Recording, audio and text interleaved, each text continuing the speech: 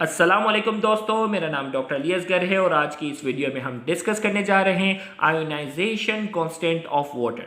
Ionisation constant of water का हम formula आज की इस वीडियो में ड्राइव करने जा रहे हैं, जिसे हम शॉर्ट पे कहते हैं KW।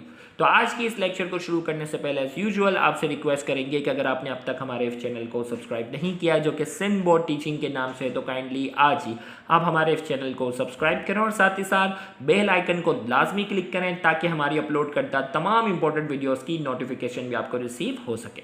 तो आइए हम स्टार्ट करते हैं। Water is chemically non electrolytic substance. Water जो है वो क्या है? केमिकली नॉन इलेक्ट्रोलाइटिक सब्सटेंस है, इतनी आसानी से आयंस में नहीं टूटता। It conduct electricity to a very small extent due to its self ionization ability. ये जो है वो क्या है, बहुत ही मामूली सी इलेक्ट्रिसिटी जो है वो कंडक्ट करता है, क्योंकि इसके अंदर जो आयनाइजेशन की जो एबिलिटी है वो बहुत ही कम है। During the reaction, proton from one water molecule is transferred to another water molecule.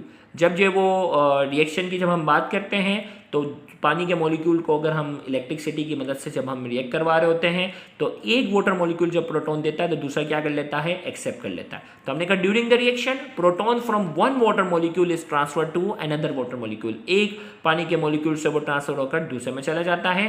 तो ये इस तरीके पर ट्रांसफर हुआ।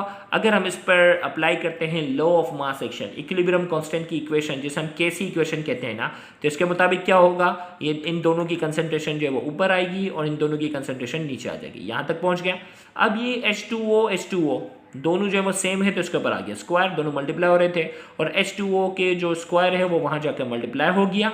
अब ये कांस्टेंट है और H2O भी क्या है? इसका स्क्वायर भी कांस्टेंट है, क्योंकि पानी जो अनआयनाइज है वो तो कांस्टेंट रहेगा।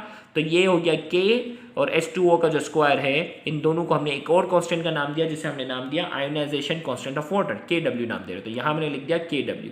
तो KW का फॉर्मूला हमारे पास हो गया H3O+ और OH negative. At 25 degree centigrade the value of KW, जिसे आयोनाइजेशन कांस्टेंट ऑफ वाटर कहते हैं, तो 1 एक्सपोनेंट -14 है।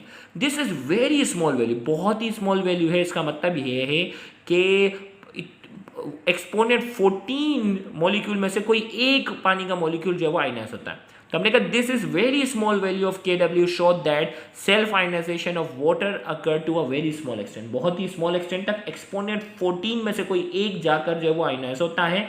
और नोट करके हमने कहा the value of KW varies with temperature and a rise of temperature increase the value of KW। KW की जो वैल्यू है वो टेम्परेचर के लिहाज से जो है उस पर फर्क पड़ता है। जितना ज़्यादा टेम्परेचर बढ़ाएंगे उतने ज़्यादा KW की वैल्यू बढ़ेगी, उतने ज़्यादा पानी के मॉलिक्यूल जो है वो आयोनाइज होंगे। तो ये आज की इस वीडियो में हमने KW यानी आयोनाइजेशन कांस्टेंट ऑफ वाटर की डेरिवेशन मुकम्मल की। उम्मीद करते हैं ये लेक्चर आपके लिए इंफॉर्मेटिव होगा। Thank you very much. अल्लाह हाफ़िज़।